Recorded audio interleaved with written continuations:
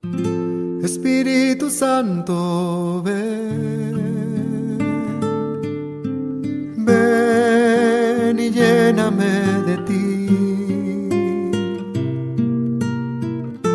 Espíritu Santo, ven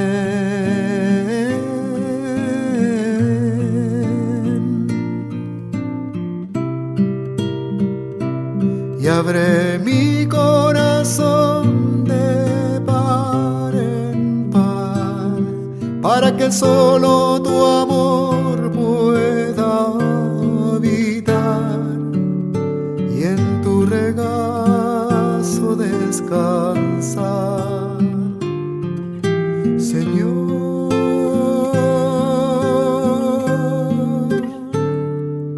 y en tu regazo descansar.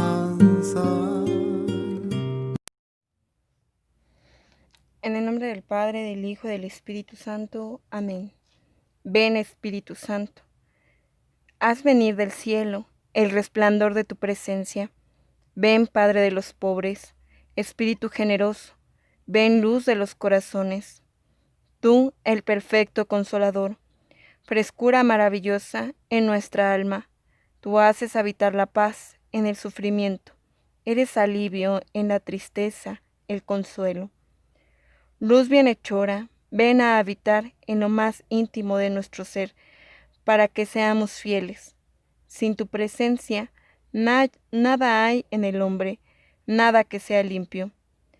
Lava nuestro pecado, riega nuestra sequedad, sana nuestras heridas, haz flexible nuestras rigideces, inflama nuestra tibieza, endereza nuestros extravíos, a los que confían en ti y te reciben en la fe.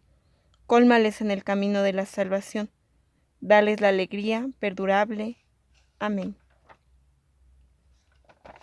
Espíritu Santo, pedimos que llegues a cada uno de nosotros, que toques nuestro corazón, que inflames nuestro corazón y nuestro ardor por el Evangelio, y sobre todo para poder ponerlo en práctica y poder vivirlo y poderlo llevarlo a los demás. Señor Jesucristo, que tu presencia inunde por completo mi ser, y tu imagen se marque a fuego en mis entrañas, para que pueda yo caminar a la luz de tu figura, y pensar como tú pensabas, sentir como tú sentías, actuar como tú actuabas, hablar como tú hablabas, soñar como tú soñabas, y amar como tú amabas. Pueda yo, como tú, despreocuparme de mí mismo para preocuparme de los demás, ser insensible para mí y sensible para los demás, santificarme a mí mismo y ser al mismo tiempo aliento y esperanza para los demás. Pueda yo ser como tú, sensible y misericordioso, paciente y manso y humilde, sincero y veraz. Tus predilectos los pobres sean mis predilectos, tus objetivos mis objetivos. Los que me ven te vean, y llegue yo a ser una transparencia de tu ser y tu amor. Así sea. Gracias, Padre, por el don tan hermoso de la vida que nos concedes a cada uno de nosotros. Gracias, amado Señor, por haber dado tu vida por nosotros. Ayúdanos a imitarte para cumplir la voluntad del Padre, a la luz del Espíritu Santo. Mamita María, también te pedimos que intercedas por cada uno de nosotros, tú como verdadera Madre de la Iglesia. Todo esto, Señor Jesús, te lo pedimos con la oración que tú mismo nos enseñaste. Padre nuestro que estás en el cielo, santificado sea tu nombre. Venga a nosotros tu reino.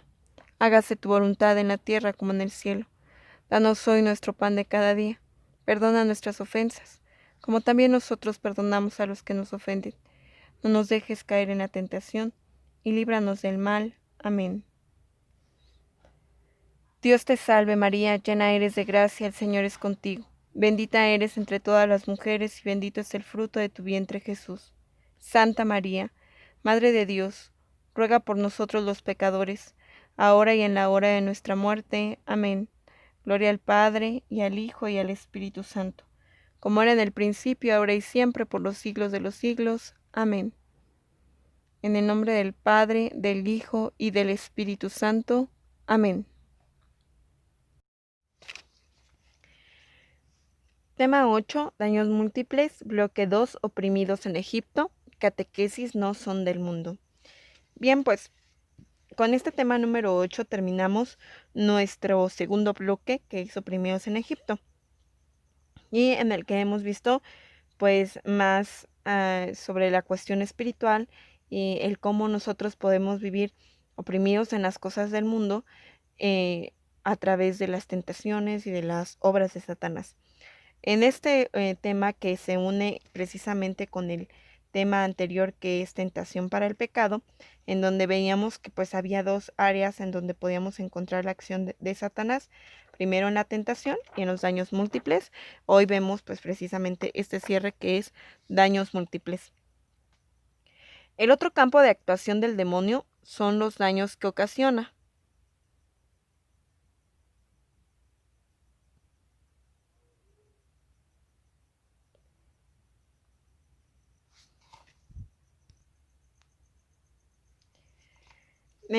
Vamos a empezar. El otro campo de actuación del demonio son los daños que ocasiona.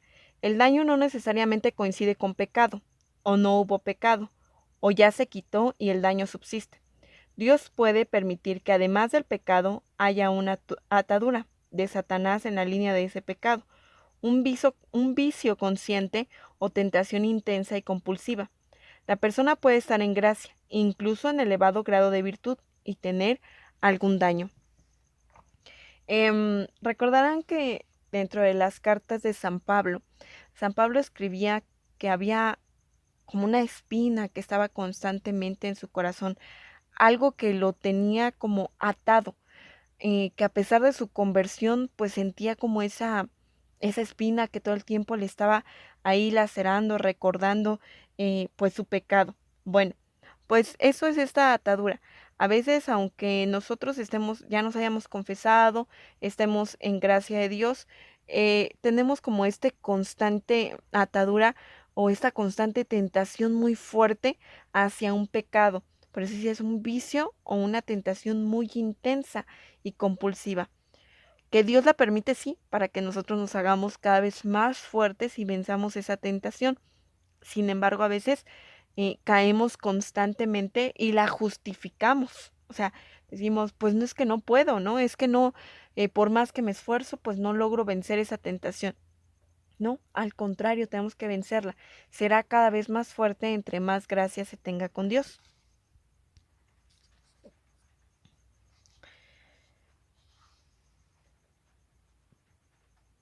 Cualquier cosa puede ser dañada por el enemigo. El universo mineral, las plantas, los animales, el clima, terremotos, inundaciones, pueden ser provocadas por Satanás, pero hay que discernir que, que sea él quien lo provocó indirectamente, porque puede ser otras causas. De manera indirecta puede ser que sí lo provoque, no siempre de manera directa. Bueno, ¿por qué? Pues porque en cuestión de pecado se relacionan muchísimas situaciones, incluso entre las situaciones naturales, ¿no? O los fenómenos naturales. ¿Por qué? Porque si el hombre actúa fuera de la gracia de Dios y en vez de cuidar y preservar la casa común, como dice San Francisco, que tenemos todos, que es el planeta, pues ¿qué podemos hacer? Bueno, si nosotros en el cuestión de pecado no cuidamos aquello que se nos ha dado por parte de Dios, pues comenzamos a no cuidar, a abusar de los recursos naturales, de hacer situaciones que no están a favor de lo que Dios mismo nos pide. Entonces, sí, de manera indirecta, pues entonces, si yo eso es una cuestión de pecado y pues por llevarle la contraria al vecino, por no cuidar la casa común, por no hacer lo que me toca, pues tiro la basura en la coladera, o no hago la limpieza o cosas así, pues entonces pues a lo mejor se va a inundar mi calle. No es que Satanás haya inundado la calle, es que indirectamente por las cuestiones de pecado, pues yo permito esas cosas, desde lo más pequeño, ¿no? Hasta lo más grande. Entonces, pues sí, a lo mejor algo lo provocará él, sin embargo dice que hay que aprender a discernir. ¿Y cómo lo vamos a discernir? Bueno, primero tenemos que saber qué es el discernimiento. Discernir es el juicio por medio del cual percibimos y declaramos la diferencia que existe entre varias cosas, lo que implica tener criterio, es decir, una norma, modelo, valores o principios considerados una autoridad moral como tradiciones, filosofías o preceptos culturales, sociales o religiosos, para conocer la consecuencia o inconveniencia de las cosas, por lo que se puede distinguir dos tipos de discernimiento. Primero, el discernimiento bíblico, ya que el discernimiento bíblico exige tener un modelo de valores morales que se tienen en la Biblia, el criterio para poder distinguir la diferencia entre lo que es bueno y lo que es malo, desde el punto de vista de Dios, considerada una de las normas de valores morales. ¿Sí? Primero, el discernimiento, pues entonces va a ser aprender a percibir la diferencia entre las cosas. Para eso hay que tener criterios, tanto culturales, sociales o religiosos, para poder discernir o para poder percibir la diferencia entre las cosas, ¿no? Está también el discernimiento filosófico.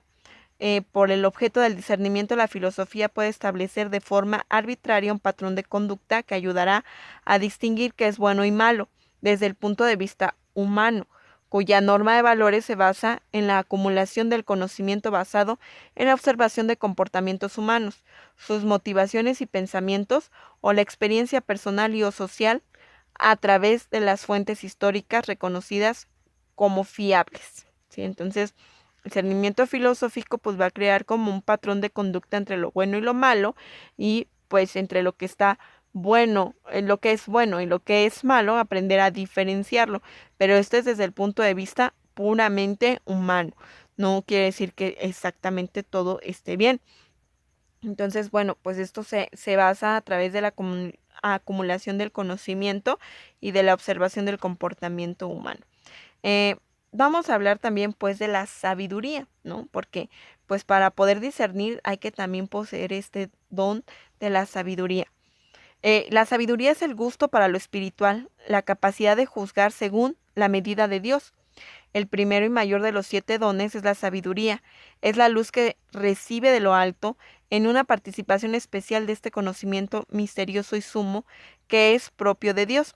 Esta sabiduría superior es la raíz de un conocimiento nuevo, un conocimiento impregnado por la caridad, gracias a la cual el alma adquiere familiaridad, por así decirlo, con las cosas divinas y prueba el gusto en ellas. Un cierto sabor de Dios, esto lo escribe Santo Tomás, por lo que el verdadero sabio no es simplemente el que sabe las cosas de Dios, sino el que las experimenta y las vive. Esto lo dice San Juan Pablo II. Bien, entonces la sabiduría es el gusto por las cuestiones espirituales y es saber juzgar según la medida de Dios. Entonces, a través de esto es que nosotros podemos discernir, ya con esta significación de lo que es discernimiento, aprender a saber o a distinguir qué es provocado, qué es un daño de Satanás y qué es un daño indirecto o que ni siquiera tiene que ver con él. En toda la creación, pero especialmente en el ser humano, en el individuo, en la familia, en los grupos sociales, en las ciudades y en las naciones, en las relaciones internacionales, en toda la humanidad y en cualquier nivel, puede existir ese daño o presencia maléfica. Claro, ¿no? Cuando Satanás empieza a dañar desde la estructura personal y podemos verlo desde las cuestiones sociales y políticas, ¿no? Cuando empieza el daño en aquella persona que ejerce un poder sobre la ciudadanía, desde lo más pequeño hasta lo más grande, desde el que abre la puerta y tiene esos daños de soberbia, de tantas cosas, de poca humildad, pues ni no te deja entrar, y entonces tú ya empiezas a ver que se va corrompiendo pues con aquel que tiene pues mayor poder y hace mal uso a través de las cuestiones de dinero, de las decisiones y todo. Entonces, pues claro que ahí hay un daño de Satanás en cualquier nivel, desde lo más pequeño hasta lo más grande. En el individuo, en lo social, en las estructuras sociales, pueden estar dañadas por una presencia diabólica, para lo cual hace falta un discernimiento. O sea, no es como que vamos a ir a exorcizar todo, sino que hay que aprender a discernir qué es lo que es una situación de Satanás y cuál no lo es. El hombre es capaz de hacer cualquier clase de maldad, por lo tanto no debemos quitarnos la responsabilidad y responsabilizar de todo a Satanás. O sea, Satanás claro que es el padre de la mentira, claro que es el que persuade, claro que es el tentador, sin embargo no te obliga a hacer absolutamente nada que tú no quieras y no disiernas hacer. O sea, la mayoría de nuestros pecados son voluntarios, o sea, sabiendo incluso las consecuencias, el hombre decide pecar, incluso sabiendo que está haciendo un mal directa o indirectamente a Dios a través del prójimo, a través incluso de ese pecado de contra Dios. Sin embargo, no podemos estar culpando a Satanás de tu vicio, de tu pecado constante, de tu falta de conversión, de tu tibieza, de tu flojera, o sea, no puedes culpar a Satanás de todo. Tú entonces, ¿qué estás haciendo? ¿Qué estás dejando que haga Dios en ti si todo le echas la culpa a Satanás? Entonces hay que aprender y que el hombre tiene la posibilidad, o sea, de verdad, el hombre es capaz de hacer cualquier tipo de maldad. Es capaz de eso. Y ahí es lo que vamos a ver en esta parte del tema. Dice, áreas de daño en el ser humano pueden ser en el organismo físico, malestares, dolencias, enfermedades, ¿no? O sea, sabemos que por causa del pecado tenemos toda esta clase de males físicos, ¿no? Los dolores, las dolencias, las enfermedades, los malestares que provocan la propia enfermedad. Esto pues es causa principalmente del pecado. En lo psíquico, desajustes interiores o de comportamiento, ¿no? El cómo somos, el cómo actuamos, pues es porque es un daño precisamente del cuerpo. Fíjense, vamos a regresar un poco a los daños físicos, al organismo físico. Cuando tú a través del pecado, por ejemplo, de la gula, que es cuando no aprendes, o sea, o no tienes un límite para lo que comes o lo que consumes, y ahí está inmersa pues incluso el daño propio hacia el cuerpo directamente en el alcoholismo, ¿no? Que daña no solamente de manera moral, sino también de manera física tu cuerpo. Tú estás decidiendo voluntariamente ese vicio, ese pecado, y entonces haces un daño inmediatamente a tu cuerpo, desde lo más pequeño que es una cruda, hasta lo más grande que puede ser ya una enfermedad propia, como la cirrosis, como un daño hepático, entonces todos esos malestares del organismo físico, esas enfermedades, pues son consecuencias del propio pecado y las comete Satanás, ¿no? Desde el propio hombre se hace daño a su cuerpo. Cuando nosotros tenemos odios, rencores, ¿no? Dicen que todas las enfermedades son psicosomáticas, ¿no? Entonces, cuando tú guardas algún, más bien somatizas en tu cuerpo algún problema, ya sea de nivel por medio de la ira y todo, pues se va principalmente pues al estómago, al aparato digestivo.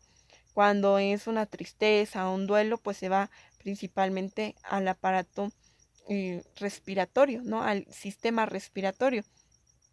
Entonces, vas haciendo daños también a tu cuerpo por medio del pecado, ¿no? Y de las consecuencias del pecado. Bueno, ahí más o menos va el ejemplo de lo que es en el organismo físico. De ahí mismo a la cuestión psíquica, ¿no? Cuando pues tenemos comportamientos o desórdenes mentales que también son consecuencia del pecado.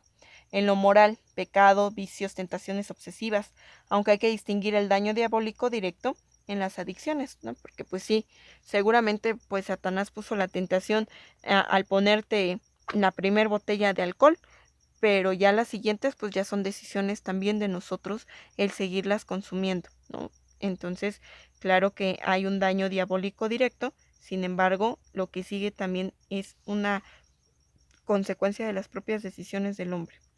En el orden espiritual, el bloqueo a una vida de oración profunda, fidelidad en la oración, comunión más íntima con el Señor, entrega misionera.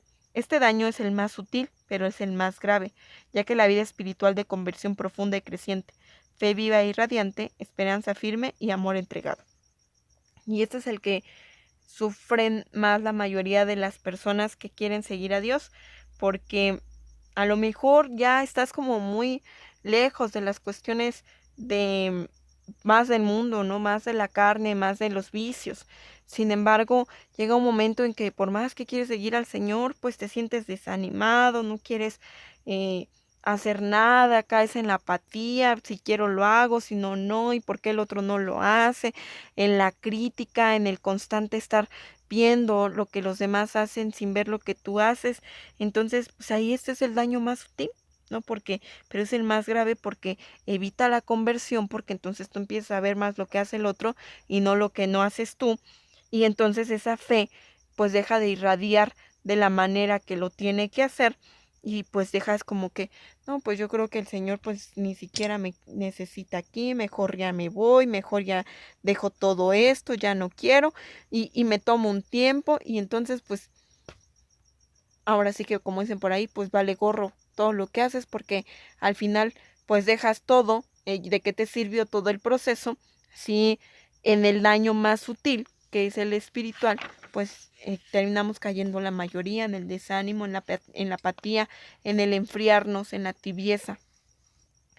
Vamos a continuar, dice, en el daño espiritual lo dirige especialmente los líderes cristianos, sacerdotes, pastores, porque va a lo más profundo, como el racionalismo en la fe, sin experiencia de un Dios vivo, ¿no? Yo creo que más de uno hemos tenido este problema en el que pues muchas veces como que decimos, bueno, pues, ¿y qué hago aquí entonces? Porque realmente no me siento feliz o no estoy haciendo las cosas como debo.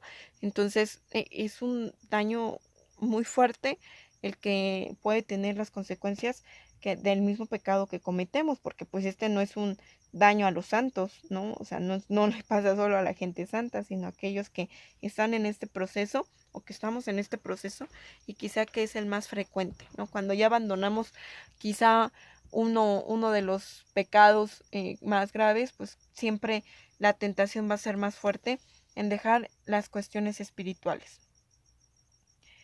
Gravedad de menor a mayor puede ser perturbaciones exteriores y reales, o interiores como distorsiones de percepción, son ocasionales, ¿no? Siempre que a lo mejor malinterpretamos las situaciones en las que vivimos, o que estamos en la oración y de repente ya no puedo, ya me dio sueño, ya no quiero hacerlo, porque estamos perturbados, ¿no? A veces son exteriores, a veces son perturbaciones que el mismo Satanás está haciendo, ¿no? Por ahí decían, te da sueño en misa, pues es que es porque Satanás te está soplando ahí en el oído que te duermas. Algo así es ejemplificado la perturbación interior, ¿no? En donde pues a lo mejor sí está ahí perturbándote, o incluso en la paz que puedas sentir. No deben de ser siempre, son ocasionales. Opresión que oprime con cierto margen de libertad, o sea que estás como que con esa cuestión de pecado, pero pues puedes actuar de manera normal, no siempre te sientes oprimido. La sujeción es la cadena puesta directa y se distingue de antemano con mayor gravedad por intensidad, mayor persistencia, ¿sí? Hablando quizá de un vicio, la opresión es que, pues bueno, a lo mejor yo tomo de vez en cuando, ¿no? O sea, y sí me descontrolo cuando tomo, pero no es siempre. Entonces, pues a lo mejor no está ocasionándome tanto daño. Sin embargo, cuando ya, pues digamos que pasamos de la opresión a la sujeción, cuando ya realmente ya no puedes dejar ese vicio o ese pecado porque cada vez es más persistente. Y la posesión diabólica es más estable, aunque su manifestación exterior no sea permanente, teniendo momentos de lucidez y de normalidad. O sea que el daño de pecado más grave pues es cuando ya hay una posesión diabólica. Sin embargo, eso no es muy normal ni común, no pasa comúnmente. Sí pasa, pero no comúnmente. La posesión diabólica es del cuerpo, no del alma. A través del sistema nervioso una persona puede estar en estado de gracia y en comunión con Dios y estar posesa. La posesión diabólica estable no es frecuente en países cristianos, ¿no? Esto es más como en aquellos países en los que, en los que pues se practicaba más esta situación de la idolatría, del paganismo, de las cuestiones como de brujería, en los que pues sí tenían como un trato directo más con pues con la energía de Satanás. Entonces pues ahí es donde podía haber mayor posesión. dice que en los países cristianos no es frecuente, o sea, no es muy frecuente que los cristianos sean posesos, sí que tengan ataques de Satanás, pero no que sean posesos. Sin embargo, dice no es frecuente, pero no quiere decir que no exista. Y es muy poco frecuente porque recordamos que en un tema anterior que veíamos, pues cuando Satanás o los demonios toman un cuerpo, se quedan condenados a tomar la forma de ese cuerpo físico en el que poseen.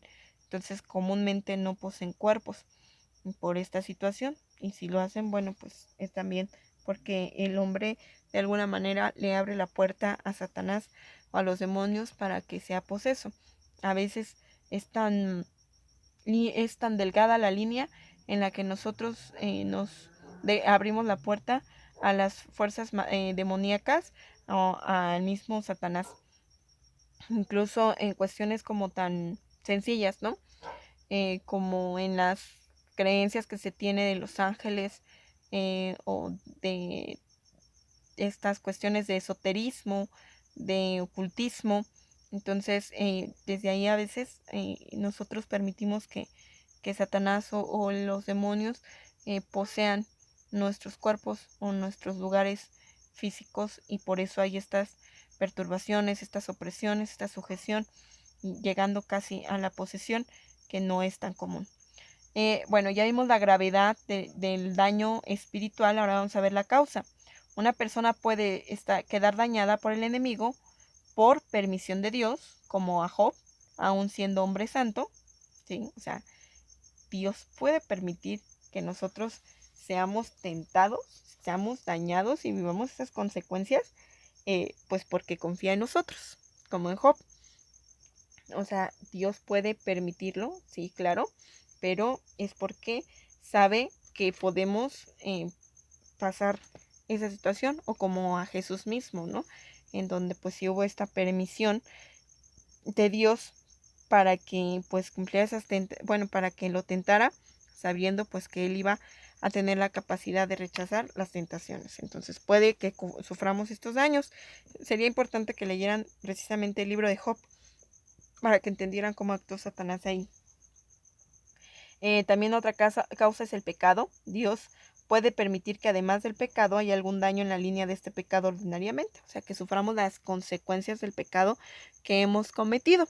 Entonces, pues claro que hay consecuencias por esos pecados y que Dios le permite que las vivamos, precisamente pues para poder ya no vivir la consecuencia de nuestro pecado, o para ya no volver a pecar.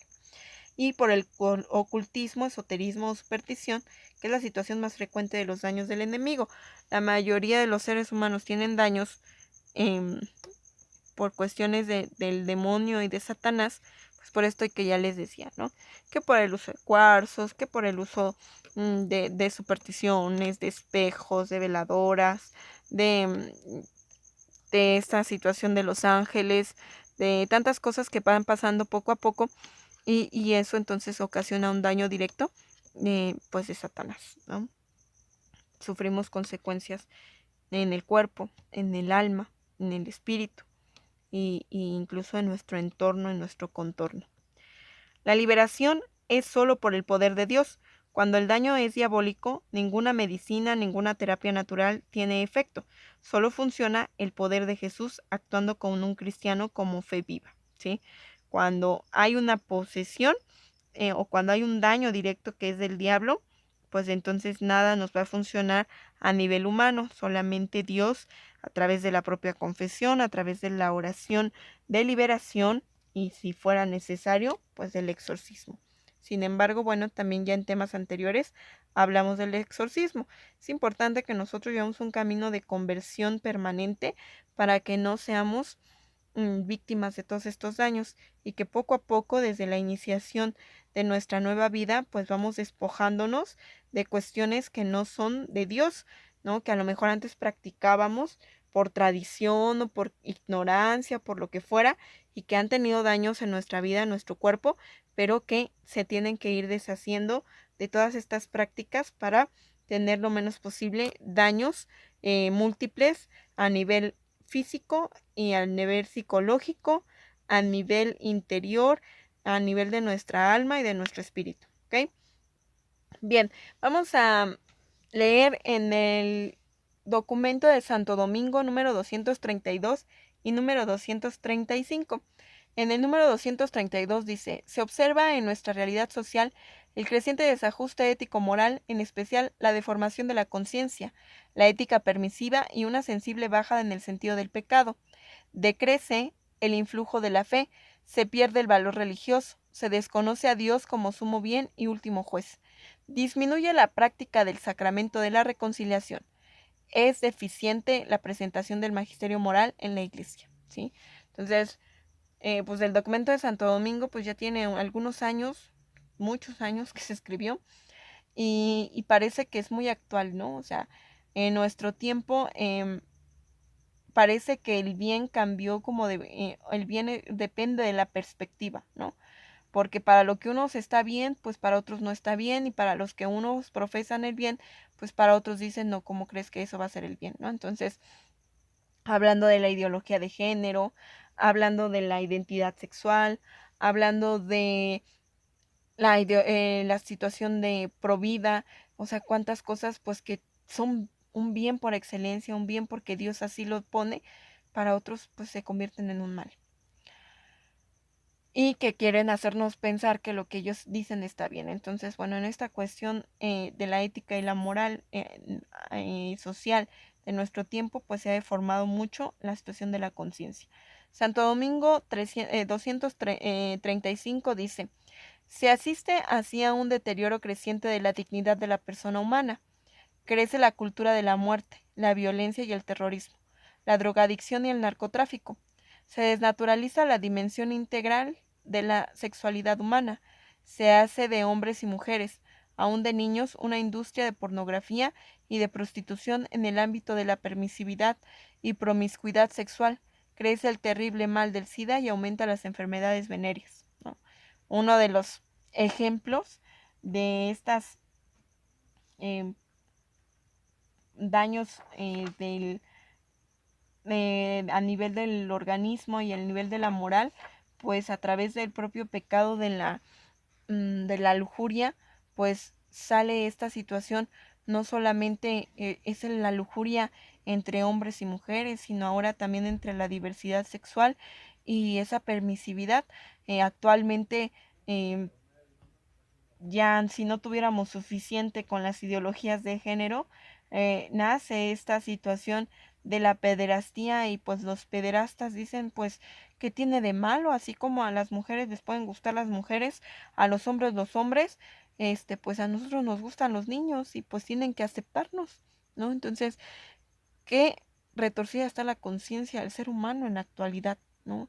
Y cuántas enfermedades nacen a nivel físico consecuencia de esta mal, eh, mala conciencia moral, ética, y aparte pues de esta situación de una enfermedad psíquica y mental en la que ellos creen que están bien haciendo lo que están haciendo. Y bueno, ya ustedes tendrán mucho de qué hablar en estos temas. Bien, vamos a decir las citas bíblicas de esta semana. Vamos a leer el libro de la sabiduría, capítulo 12, versículo del 23 al 27. Sabiduría 12 del 23 al 27 y Sabiduría 14 del 22 al 31. Las preguntas de esta semana son: ¿por qué razón no se debe culpar a Satanás de todos los males? Por la presencia del mal, ¿de qué forma se puede ver afectadas las áreas psíquica, moral del hombre? Cuando la catequesis habla de posesión diabólica, ¿a qué se refiere exactamente y sobre qué no ejerce poder? Bien, pues la catequesis nos habla muy bien de estos temas y pues hay que revisar también los temas anteriores. Vamos a terminar haciendo nuestra oración en el nombre del Padre, del Hijo y del Espíritu Santo. Amén. En este momento nos encomendamos a nuestra Santísima Madre, la Virgen María, para que ella, como fiel intercesora, en cada momento ore por nosotros y nos ayude a fortalecernos en todo momento para no ser presa de la tentación y para vencer a Satanás. Dulce Madre, no te alejes, tu vista de mí no apartes. Ven conmigo a todas partes y nunca solo me dejes. Ya que me proteges tanto como verdadera Madre, haz que nos bendiga el Padre, el Hijo y el Espíritu Santo. Amén. Santa María de la Palabra, ruega por esta Iglesia evangelizada y evangelizadora.